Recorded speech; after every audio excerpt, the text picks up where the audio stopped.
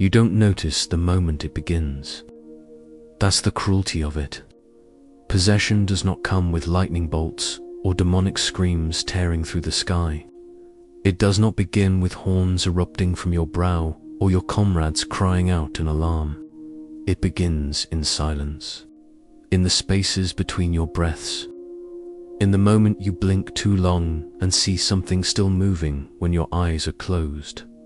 My name was Renel Voss, infantryman, 131st Kriegborne Regiment, 2nd Cohort. At least, that's what the data slate read. That's what the Vox officers called out when names still mattered.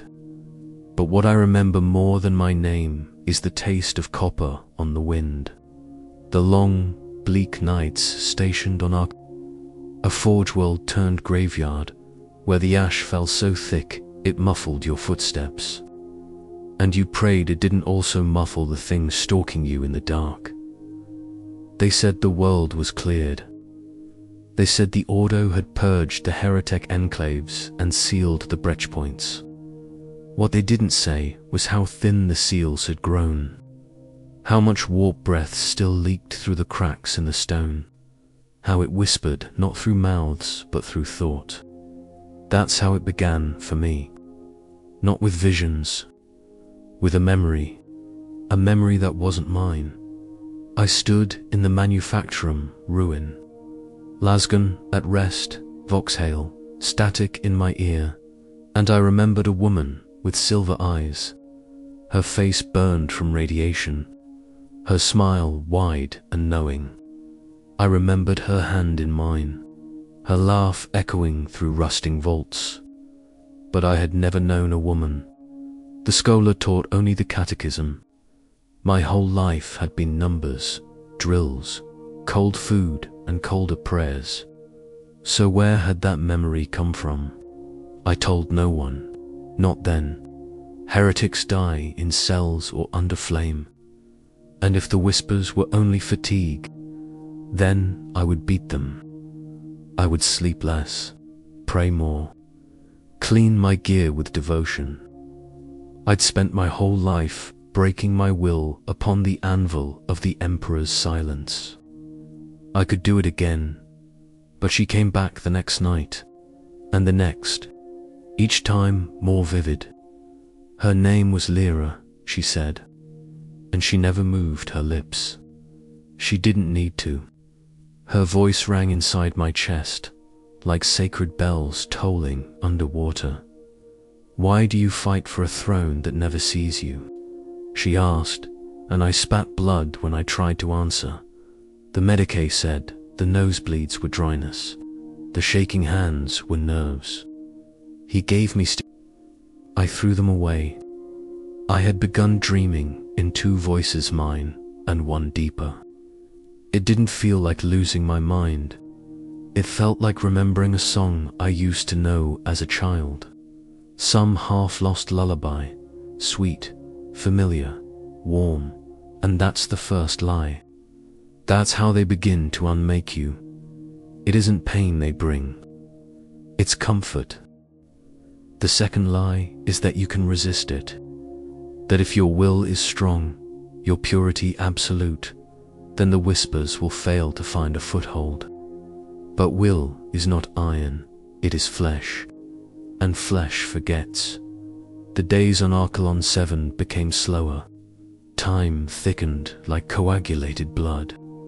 The servitor patrols clicked by in mechanical cadence, blind to the bleeding walls. The sun, if it could be called that, cast a sepia haze through the manufactorum slits, and every surface was choked in oxidized filth. But it wasn't the decay that ate at us. It was the quiet, the kind of silence that bends sound, so that the snap of a ration pack echoes like a scream. I kept hearing her, Lyra, only now. Her voice came not in dreams, but in the idle moments between patrols. She hummed a tune I couldn't place, but which made my molars ache with the memory of forgotten warmth. I tried reciting the litanies of sanctity, I engraved the eightfold path of purity into my arm with a rusted fragment from my entrenching tool. But the bleeding didn't drown her out. It made her sing louder. And then came the lapses. 3 days vanished from my memory. I awoke in the barracks, my flak armor stiff with dried blood. Not mine, and no one asked why. No one noticed.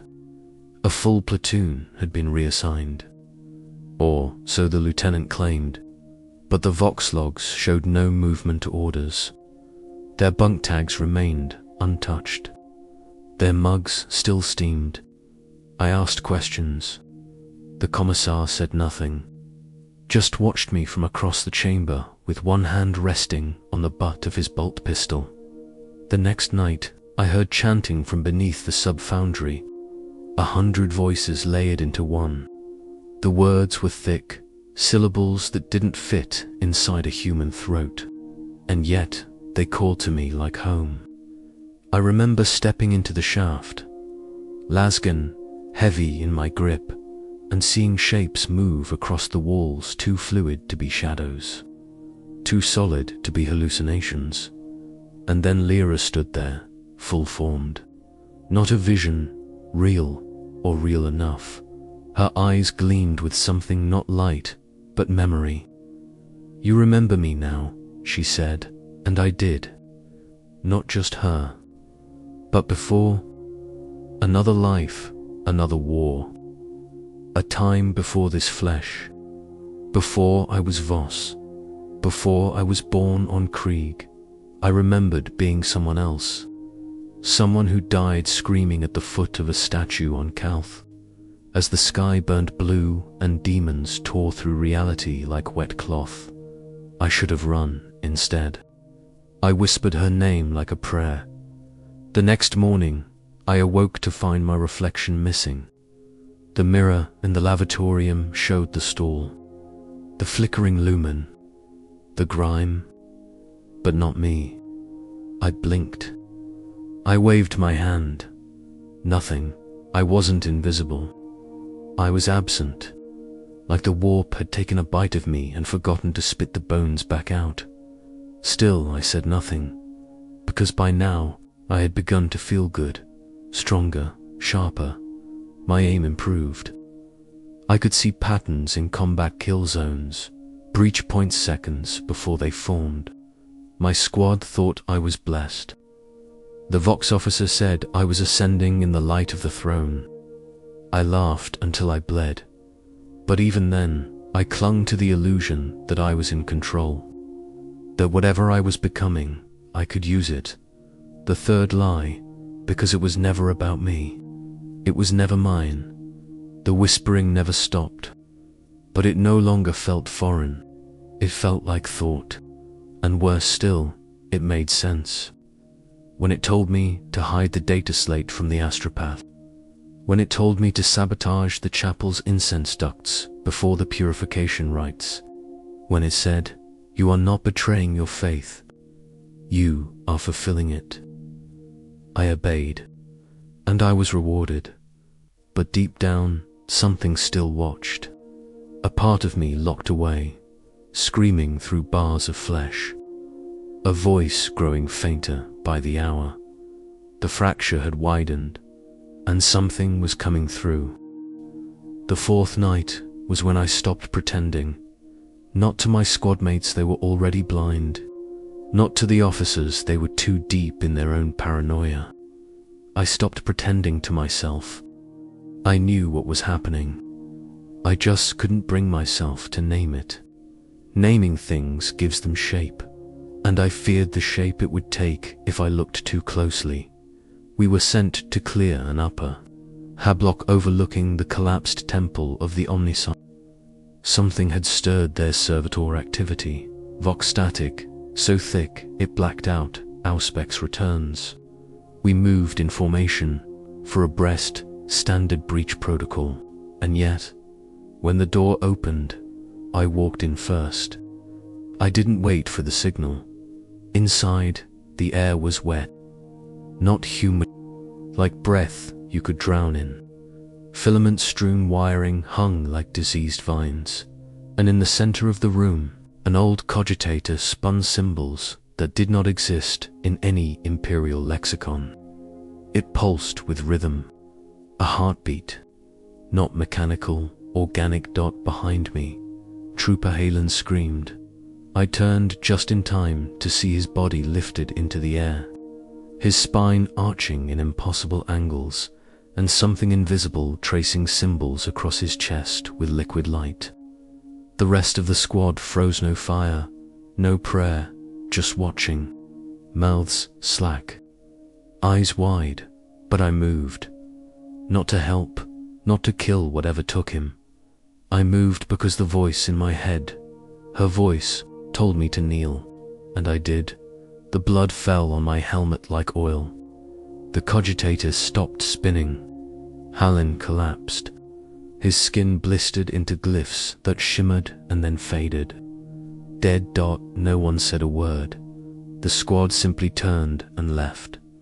I lingered, and in that silence, I heard laughter, not mocking, but delighted. A child seeing light for the first time, and it was coming from inside me, not in the mind, not through ears. It resonated from the meat of me, the marrow, the wet gristle of organs and nerves. Something now lived there, and it was waking up.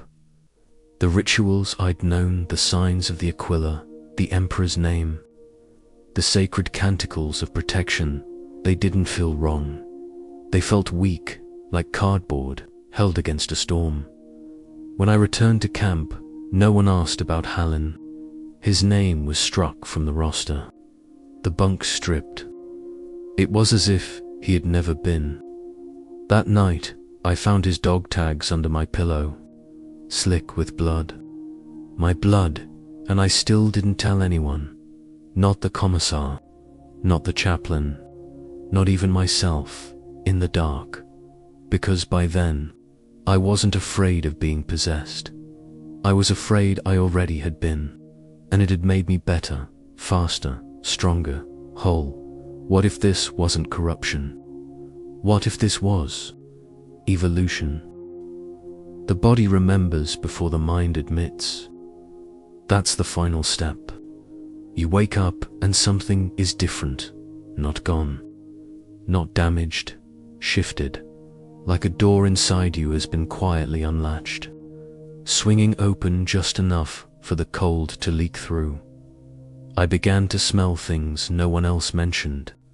Rust, yes, but sweet beneath it, like fruit rotting under incense.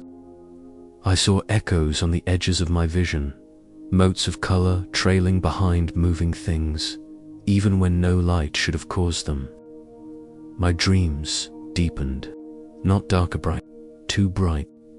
The kind of brightness that bleaches faces, burns the names off the dead. In those dreams, I stood not on Archelon 7, but somewhere else, a plateau of bone and iron, under a sky the color of screaming, and always, always she was there. Lyra, sometimes with horns, sometimes veiled in fire, but always smiling, always waiting. One night, I didn't sleep. Not because I resisted, because I didn't need to. My heart slowed, my breath stilled. I sat in the corner of the barracks, perfectly still for 9 hours, watching, listening, and I realized I could hear my squad mates dreaming, their thoughts, their fears. One of them, the youngest, Barrack, dreamt of home, not Krieg. That word had no meaning here. He dreamt of a field, sunlight through trees, a mother whose face had blurred with time. I smelled his guilt. The next day, Barrack fell during a patrol. A loose floor tile, the lieutenant said, snapped his neck. I hadn't touched him, not physically, but I had watched him. I had wanted him gone. I had whispered his name into the stillness between seconds, and something heard me, later, I found part of his femur inside my ration tin. I ate it without gagging. This is how it begins to feel. Not horror, not revulsion, just ... rightness. Like a puzzle piece sliding into place. You're not becoming a monster. You are uncovering what you always were beneath the skin, beneath the imperial programming, beneath the catechisms burned into your dreams by a silent throne. I stopped saying the prayers aloud, but I still mouthed them, out of habit, out of nostalgia, out of pity, because I knew now the Emperor could not hear me. Maybe never had. Not in the way we thought, and perhaps, just perhaps, something else had always been listening instead. The Commissar was the first to look me in the eyes and know, not consciously, but something in him tensed whenever I entered a room. His fingers brushed the bolt pistol just a little too often. His posture shifted. He had smelled the wrongness. They always do, eventually, so I killed him. Not out of hatred, not even fear, just necessity. I bled him into a relic case that once held a saint's finger bone. The bone was gone, replaced with a sliver of something ... Writhing, I placed his heart next to it and watched it beat for 2 more minutes before stilling. I didn't bury him. There was no need. By dawn, the relic had grown eyes. They watched me sleep. I let them because I was not alone anymore. And that, above all, is the true seduction. The Imperium teaches you to be empty, to be obedient, to be silent in all things except worship. But chaos offers you witness. It sees you. It fills the hollowness with voice, with purpose, with presence. You are not a cog. You are a cathedral, and the gods do not beg for entry. They walk through the open door.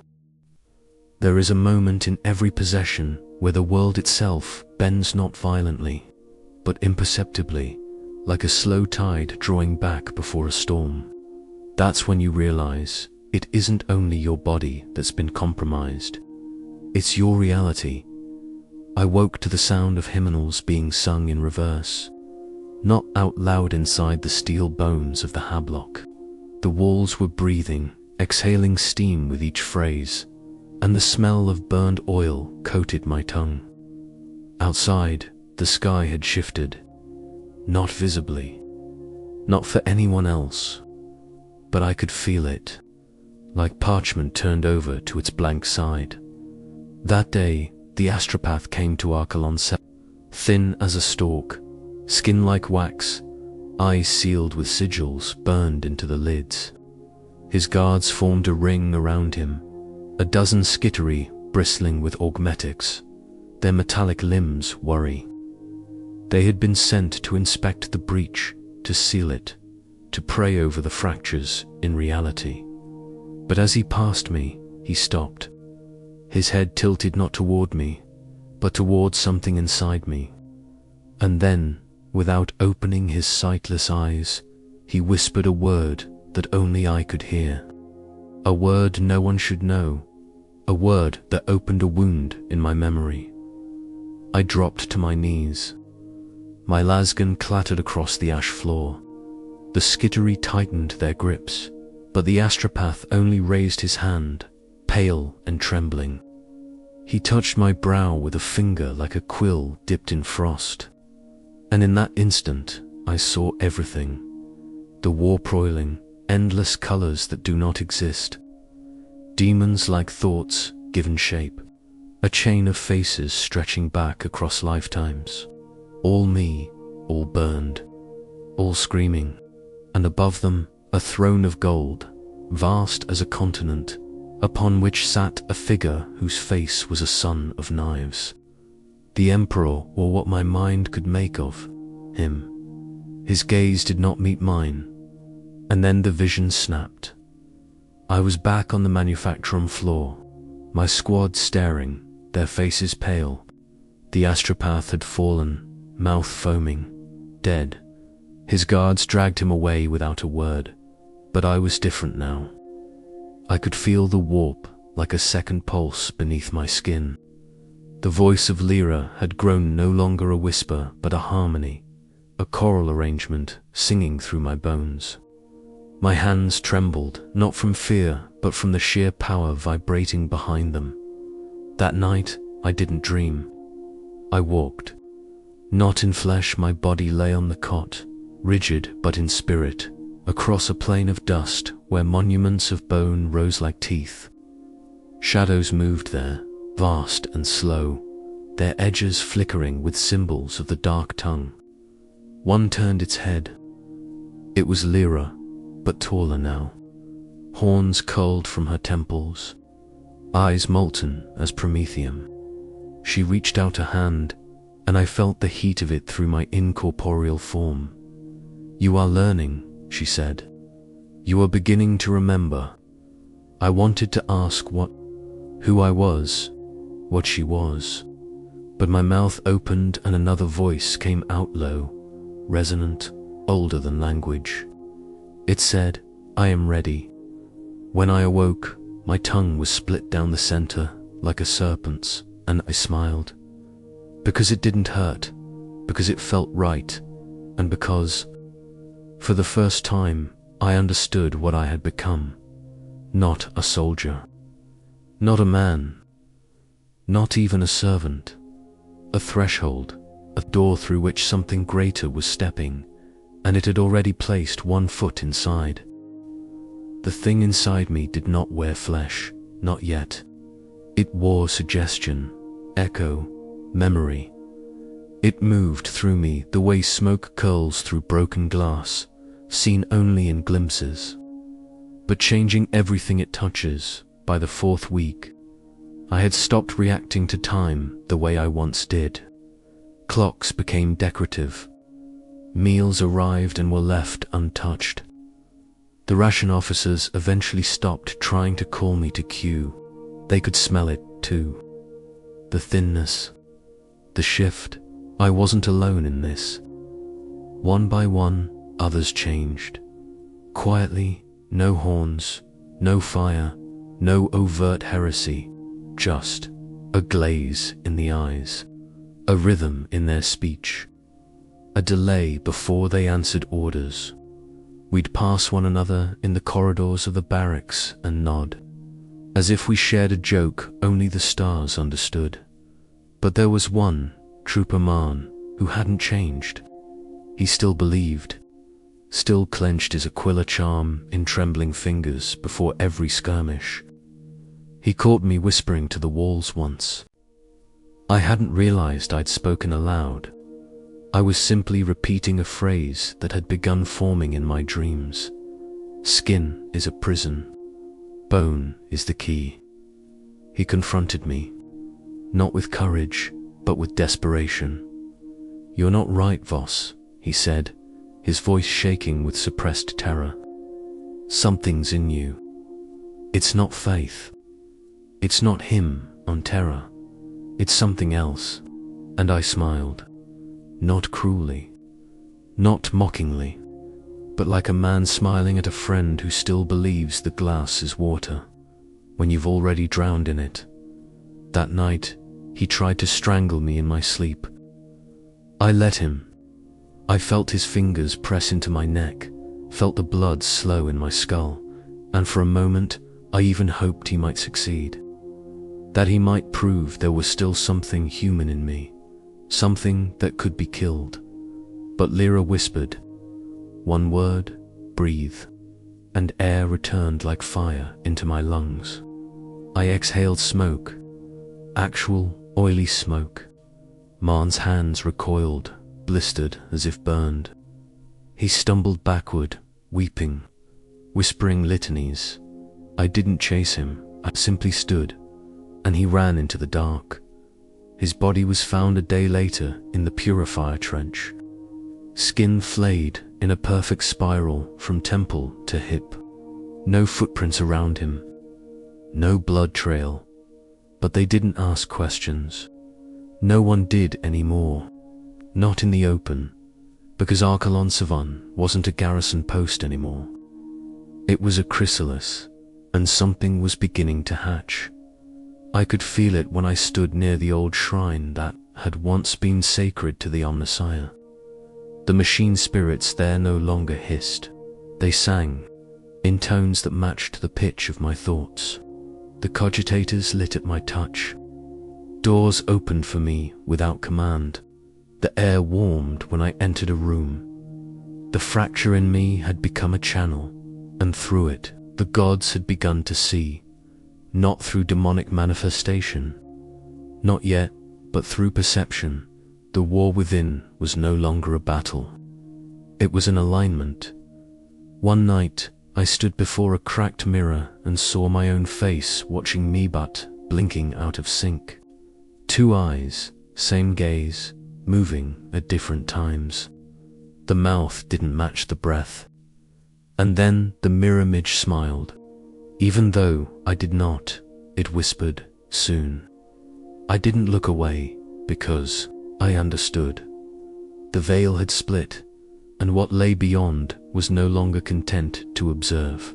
It wanted in, and I was no longer saying no. By now, the world was no longer divided between real and unreal. Everything was layered, each object a palimpsest of hidden script. The walls of the barracks sweated words that only I could read. Names of places I had never been but somehow remembered. Calcus, Calth, Argyltal's last stand. And the voice of Lyra had multiplied. No longer a single tone, but a chorus of overlapping selves. Each one a memory of a life I had not lived. I stood in the Manufactorum ruins at dusk, watching the sky bleed rust-colored light across the smokestacks. Shapes moved in the distance Imperial patrols, or perhaps shadows walking without bodies. I no longer trusted my eyes, yet my vision had never been clearer. I could trace the heartbeat of each guardsman in a 50-meter radius, taste the copper edge of their fear. That night, the chapel bell tolled by itself, once, twice, then fell silent. The commissariat had posted guards around the shrine since the astropath's death, but they were gone now. Only their boots remained, arranged neatly at the threshold like offerings. Inside, the altar had changed.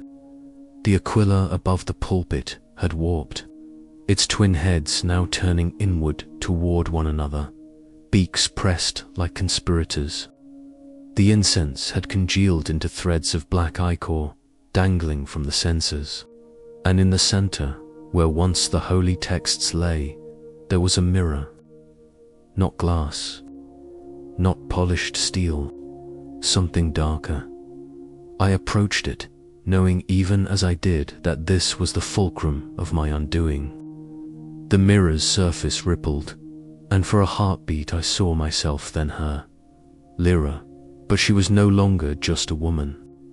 She towered, wings like flensed nerve fibers stretching into the void, her face a blur of shifting sigils. She held out her hand. "Step through," she said. My mind rebelled. My knees did not. I reached out, and the surface of the mirror clung to my palm like oil. It burned, but not with heat. It burned with memory.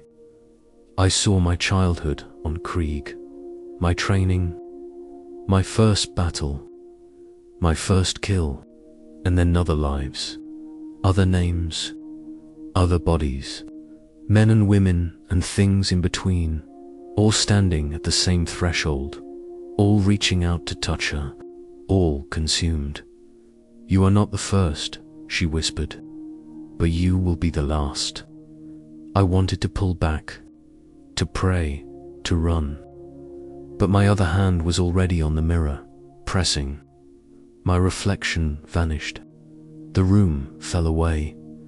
I stood in the warp, not fully just enough to feel it. A sea of screaming colors, shapes vast and coiled like galaxies, each one a thought too large for a mortal mind. The closest loomed, its edges dissolving into fractals of teeth and wings. And, at its heart, an eye opened as sunless, bottomless eye and looked at me, and I felt recognition as prey. Not as worshipper, but as kin. The realization cracked something in me that no commissar's bullet could reach. A flood of images poured into my skull worlds, burning temples overturned, starships drifting in endless storms of ash. And through it all, a voice, not Lyra's, but deeper, vaster, the voice behind hers, saying, "You are the threshold. The door is opening." I fell to my knees. My body was back in the chapel now, convulsing. My veins glowed faintly under the skin, tracing runes I didn't understand. My mouth spoke a language my ears couldn't pass. And yet Tai smiled, because at last, the truth was clear. This was not invasion, not desecration, this was arrival. And the one arriving was no stranger. It had been waiting inside me since the first breath. I drew on Krieg. I had simply been too deaf to hear it. The veil was gone now, and the voice said, tender as a mother to a child, "Welcome home." Possession is never just an affair of the soul. It is a sculptor's work, and the clay is your own flesh. Once the veil is gone, the warp's fingers do not stop at your mind, they reach down into the marrow, into the protein, into the architecture of your cells, and they begin to write new scripture there. By the time the first change showed on my skin, I had already stopped flinching at mirrors. The split tongue was old news. The black veins flickering with faint luminescence across my forearms were just another mark of devotion. But this time it was not subtle. This time it was hunger. It began with the heartbeat. Mine was no longer alone. At first I thought it was an echo in my ears, a phantom throb timed with my pulse. But it was under my ribs, next to my heart, a second rhythm, slower and heavier, like a great wing beating in a cavern. It grew louder each day until it drowned out my own. When I pressed a hand to my chest, I could feel it, a bulge beneath the skin that wasn't a tumor or an organ. It was something else entirely, waiting. I stopped eating rations. I didn't need to. The warp fed me, pouring sustenance through the fissure it had opened inside me. My senses sharpened. I could hear the servitors ticking in their cradles, taste the psychic residue on the steel rails of the hablock. But more than that, Tai could feel joy. Not mine, not wholly, but something's joy, radiating like heat from within. It delighted in each step I took, each breath, each flex of my hand. It delighted in the skin stretching across my bones as it remade me. I became aware of the others. There were more now, 20, maybe 30 moving through the camp like ghosts in borrowed uniforms. We no longer spoke aloud, but we were never silent. A shared pulse of thought throbbed between us. Not words exactly, but intent. We moved as a single organism without needing signals. One day we simply knew to gather at the sub-foundry at dusk. A knot of shapes in flak armor with eyes too bright and smiles to still. And that night, for the first time, I saw one of them change. It was Trooper Kren. He had been sick for days, coughing black phlegm into his gauntlet. But when the hour came, he fell to his knees and began to shake. The armor split under the strain of his back arching, not from force, but from growth. Spines unfurled along his vertebrae, pale as candle wax. His eyes rolled back, his mouth opened, and a voice not his own thundered from his throat deep, layered, echoing across the manufacturing floor like a cathedral bell. They who have been silent have spoken. It said dot, and then Kren's body was no longer a body, but a vessel. His flesh bending around an invisible shape. Not horns, not wings, nothing crude or obvious, just a suggestion, a distortion, a shadow with weight. It looked at me without eyes, and I looked back, and I knew it was pleased. The others began to chant, not words, but vibrations. The air vibrated with it. The walls shed flakes of rust like ash. I felt my second heartbeat hammering harder, and with each pulse my vision doubled, tripled. A kaleidoscope of reality flickering between what was and what was coming. I wanted to run. I wanted to kneel. I did neither. I simply stood, hands shaking, the taste of iron rising in my mouth, and inside me. Something whispered, "Your turn is soon." The first night after Kren's transformation, the camp smelled like copper and rain. Not real rain, there hadn't been rain on Archelon 7 in decades, but something in the air, something carried through the warp's breath, had begun to mimic it. A trick of memory, a signal. The sky hung lower than it had the day before, swollen and pulsing like an organ. No one said a word about it. No one dared. I walked alone between the stacked hab stations, my boots sinking into ash-soft ground. Around me, the other changed moved in silence, shadows in fatigues. We were still soldiers outwardly, still the Emperor's men to anyone glancing from afar, but inside, we were already elsewhere. Our veins glowed faintly under the camp's dim lumen strips, a flickering pattern of runes visible only in the dark. Inside my chest, the second heartbeat grew heavier. At times it felt as though something was turning over under my ribs, curling and uncurling, like a sleeper stretching. My skin prickled constantly, as if reality itself were a too tight uniform. When I breathed, I tasted iron and smoke. When I blinked, I saw echoes of wings spreading in the shadows cast by the lumen strips. The others began to defer to me without knowing why. A nod, a step aside, a silence that parted for me to pass through. I hadn't asked for this. I hadn't declared myself anything. Yet a current ran between us, and I was its anchor. One evening we assembled at the edge of the manufacturum's lowest sublevel, a place the Mechanicus had long since sealed.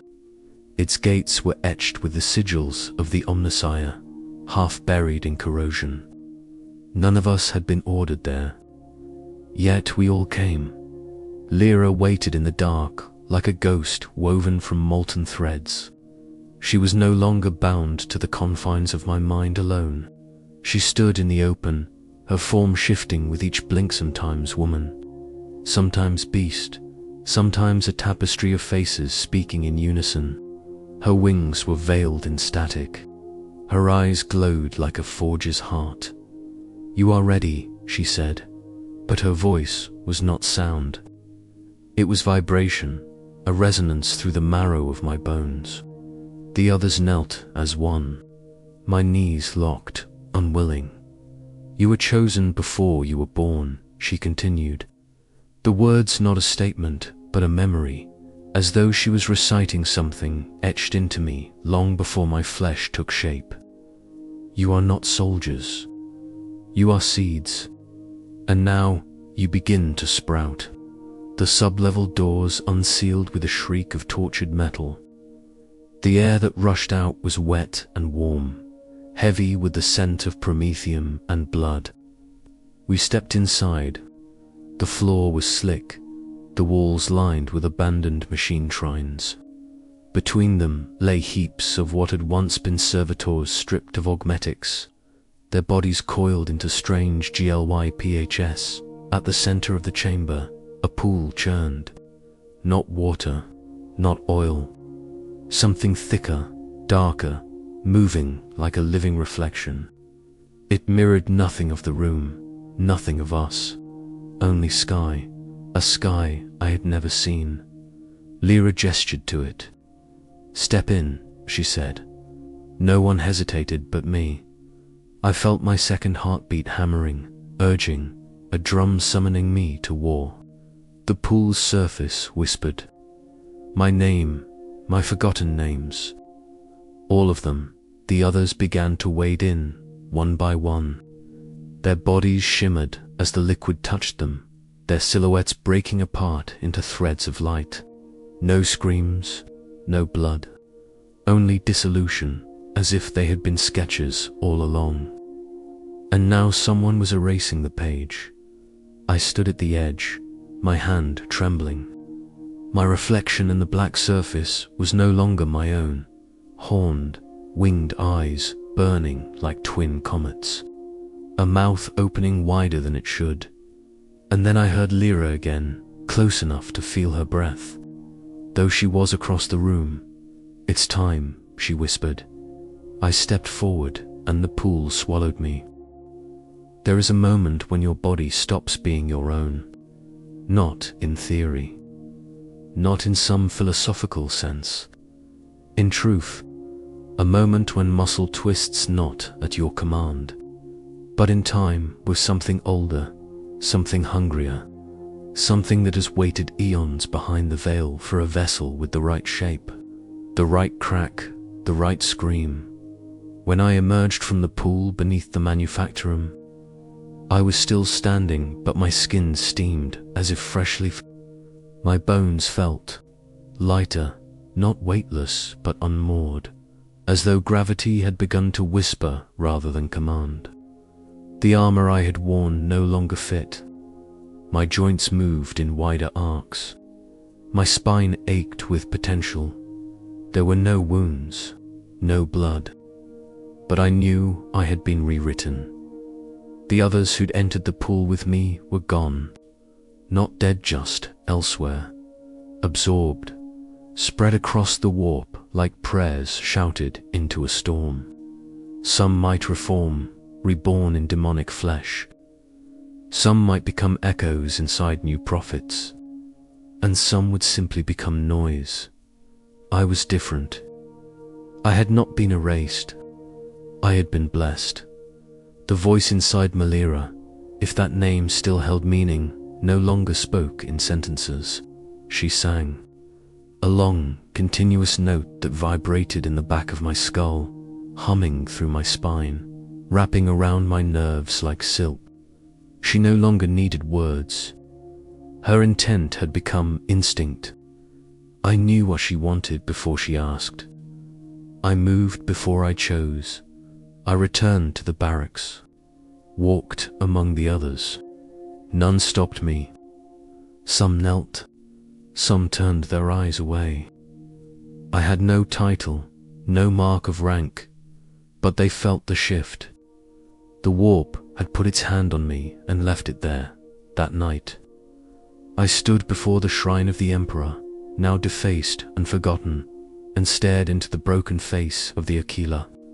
A single remaining eye, cracked and scorched. It looked upon me not with judgment, but with silence. I stepped forward, raised my hand, and placed my palm over that remaining eye. It wept blood. The wall beneath my fingers cracked, not from pressure but from presence. A ripple of unreality spread from the contact, warping the steel as though it were paper set too close to a flame. The blood pooled at my feet, then drew upward of its own accord, circling my ankles, tracing runes across my skin in spirals of heatless fire. And I laughed, not cruelly, not madly, but freely, because the war within was over. I had lost, and I had won. I slept on a bed of ash that night. No cot, no barracks, just open sky and the wind's dry breath. My dreams were lucid. I walked through libraries of bone, through cathedrals made from the mouths of weeping saints. I saw my face carved into the walls of planets that had not yet been born. I felt a hand pressed to my chest, not Lyra's now, but something greater. A titan made of echo and hunger. A voice spoke, not to me through me.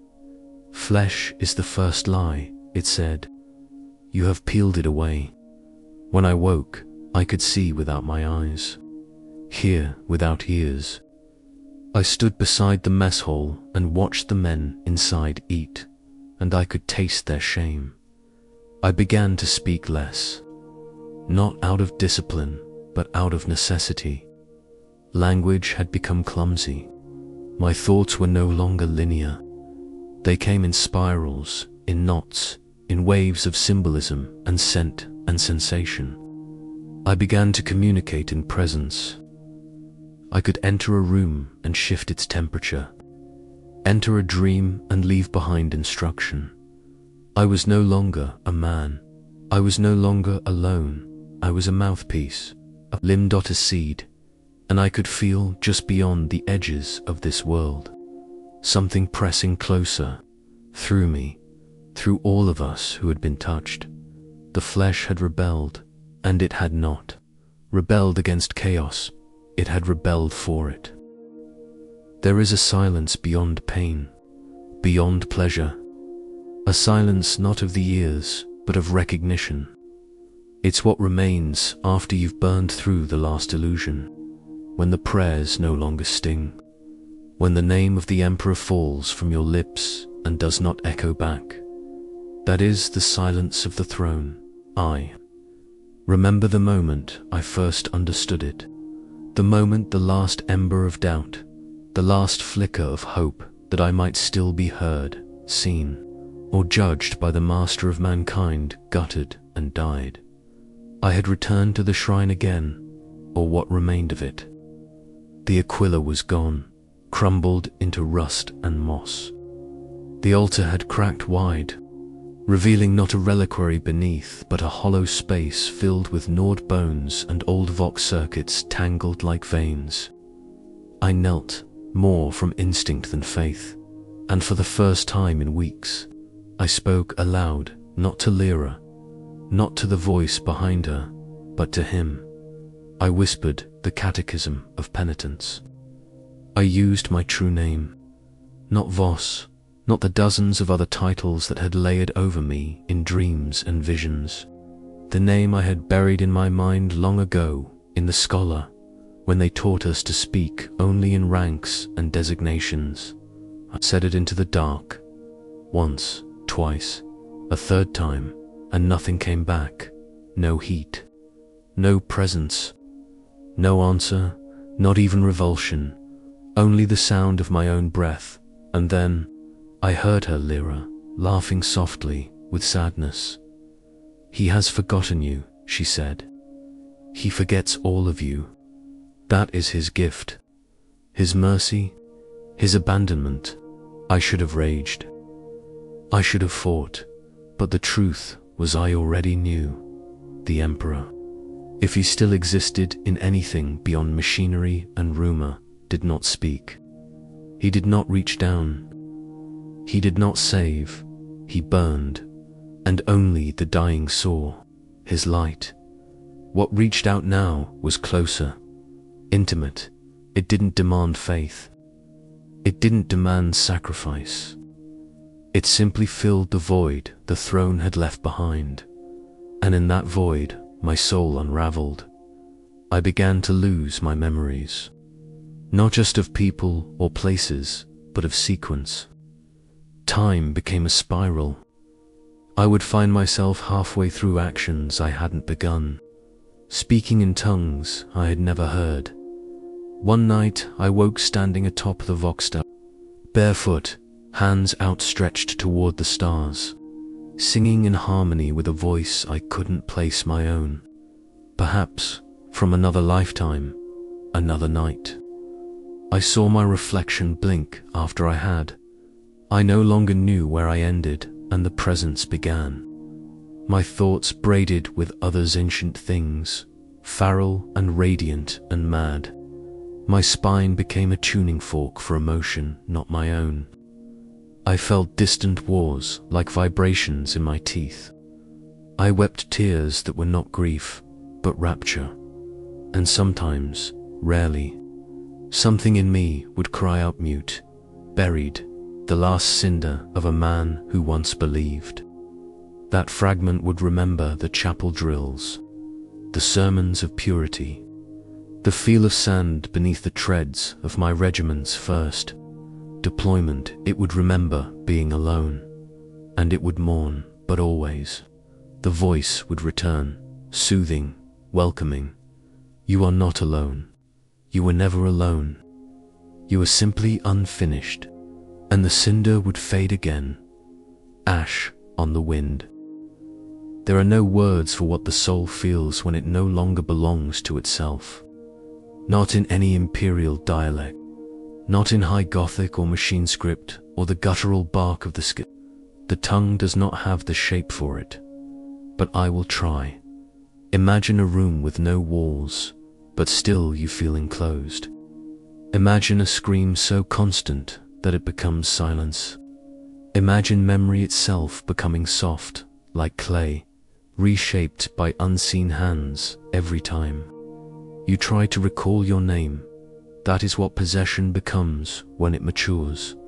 Not a monster inside you, not a demon at the wheel, but a fading, as though your entire self is being spoken over by a louder voice, page by page, word by word, until your own narrative is reduced to a footnote. I had reached the point where even my thoughts had an echo. I would think of hunger, and a second voice would respond not in defiance, not in mockery, but in completion. I am, it would say, not you are. I am. First, I believed that I could still isolate myself, build a chamber of identity deep in my mind, a panic room for the soul. But the presence was already there, waiting, lounging like a beast that had simply let me believe I had privacy for sport. In that inner dark, I stood face to face with it. Not with Larouche was only the ambassador, the warm, seductive lie that softened the blow. No, I saw the true thing, or rather, I felt it, for it did not have a face. It had presence, mass, gravity of the soul. It had always been with me. The throne had been silent my whole life, not because I had failed it, but because it had never been speaking to me at all. Chaos though.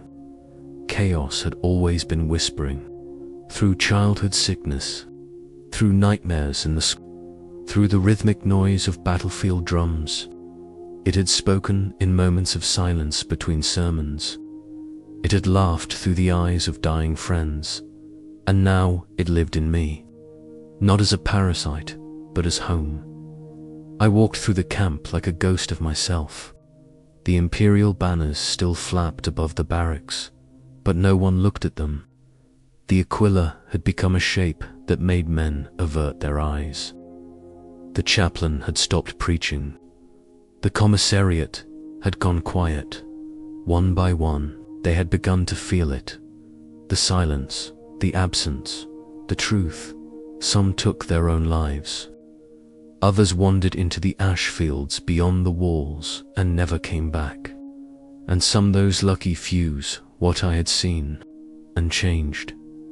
We didn't speak, but we knew, and sometimes, in moments of eerie calm, I would feel the warp inside me vibrate in harmony with another nearby. A resonance between hosts, a quiet choir preparing for some final, unholy note. It was no longer about faith, or loyalty, or even rebellion. It was about becoming. There was no need to pray. We were already the answer, and above it all, deep in the rotting quiet of terror's golden corpse, I could feel the throne flicker, not as a light, but as a shadow being eaten, a void that once promised salvation, now hollow, now quiet, and the silence said everything. Possession does not end in madness. That is the comfort the Imperium offers its faithful, that those who fall to chaos simply lose themselves, go rabid, burn up like comets in the void, that they are no longer people, that they are broken, but the truth is worse. The possessed find purpose, and in that purpose they find clarity. I remember walking through the central armory, past racks of lasguns and crates of frag charges, and seeing it not as a storage facility, but as a chapel. Every weapon was a relic, every shell a hymn. I touched the muzzle of a bolter and felt it breathe, not air, not life, but intent. The warp had touched it through me, and now it whispered for blood. The camp was no longer Archelon set. It had become something else. A node, a beacon, a wound in real space that pulsed with soft, rhythmic power, like a heart too large for its cage. We no longer slept. We dreamed awake, walking corridors as though in trance, acting without speech. And those who remained unmarked, those still clinging to the dying light of the Emperor, they saw us, and they understood. They didn't report us, didn't resist, they worshipped. A sergeant left offerings outside my quarters. Scrim showed bones, the teeth of his commanding officer, still red at the root. A psyker cut out his own tongue and offered it up like a relic. I accepted it all without a word, because words were for before I had been chosen. I no longer dreamed of Lyra. She had dissolved into the larger thing. The chorus of want, of voice, of divinity. I felt it at all times now. Not a separate being, not even a master, but an extension. It was me, and I was it. A limb of something that had no shape, only direction. There were others across the stars. I could feel them, some within men, others curled inside beasts, some whispering in dead void ships, waiting to be found. Our minds brushed against each other across systems, across realities. We didn't speak. We shivered, in harmony, and then, one night, the stars sang. I don't mean metaphorically. I mean literally. The constellations over Archelon shifted, not in orbit, but in symbol. They rearranged themselves into runes that pulsed with meaning. The camp's vox units picked up nothing but laughter and weeping in perfect syncopation. And then at exactly 3:33 Terran Standard we moved. The guards died first, not by blade, by sight. We stepped into their view, and they collapsed, not dead empty, as if someone had opened a valve and drained them of soul. Their bodies lay whole, untouched, but their eyes were glass. The chapel burst into flame, and from its bones rose a tower of black steel, etched in shifting geometry. It was not built, it was unfolded, like something that had always been there, waiting for the right prayer to reveal it. And from its summit, I spoke. My mouth did not open, but every soldier heard me. In their bones, in their blood, we are the mockery of gods, I said. We are the laughter at the end of all sermons. We are what faith becomes when it realizes it has been speaking to no one. They did not scream. They knelt. Even the commissar, his jaw torn. His eyes melted. Knelt because I no longer looked like a man. I had become the symbol, not of chaos, of freedom. Freedom from silence, from cold prayers, from a throne that feeds on devotion and gives nothing back. I was possessed, yes, but I had also ascended, and somewhere, deep in the rotting heart of the soul system, I felt the golden throne tremble, not in fear, but in recognition, because it had seen this before, and it had lost. The moment of transcendence is not marked by trumpets or flame. There is no crack of thunder, no climactic shout. It comes like a tide, slow and rising, until you realize that the shoreline where you once stood no longer exists. I had become more than a host, more than a prophet. I was now an anchor. Through me, the warp had begun to settle, not in the apocalyptic, demonic way described in the Ordo Malleus tomes, but in something quieter, more insidious, real.ar, Coulon-vi. I was no longer a forge world. It was a shrine. The machines no longer obeyed human hands. They obeyed intent, thought-shaped metal. Prayers, even false ones, opened sealed gates. I watched as men offered their own blood to ignition engines, and they responded with purrs of compliance. The machine spirits were evolving, drunk on the resonance I carried within me. The line between demon and man, between technology and sorcery, between will and reality, blurred, thinned, vanished, and that was the mockery. For so long, the Imperium had insisted on absolutes, man and not man, loyal and heretic, sanctioned and damned. But I stood in the gap between all of it, and proved that the lines had never been real. The warp did not come to burn, it came to remind that we were always part of it, that the flesh, the laws, the symbols of the Imperium were not cages to keep chaos out, but veils to keep us from seeing what we already were. The others, the newly awakened, they walked without fear. We no longer wore uniforms. We wore symbols, spirals of paint, teeth, smoke, shapes drawn in still wet blood. We chanted not to please the gods, but to attune ourselves to them. They were not far. They were not beyond. They were here. I saw one man collapse mid-step, his body unraveling into strands of color. Not dying, ascending sideways. He left behind no corpse, only a sound that echoed for hours. The tech priests called it a glitch. We called it a blessing. And still, across the stars, I could feel the others, planets shifting, armies folding in on themselves, chapels turning inside out. This was no longer possession. This was conversion, not of minds, not of beliefs, but of reality. We were the fingers of a god who did not need temples, because we were the temples. And yet, even in that glory, that monstrous ecstasy, there were moments, quiet ones, where I would catch a whisper that did not belong, a name from my old life, a memory of heat and pain and human fear.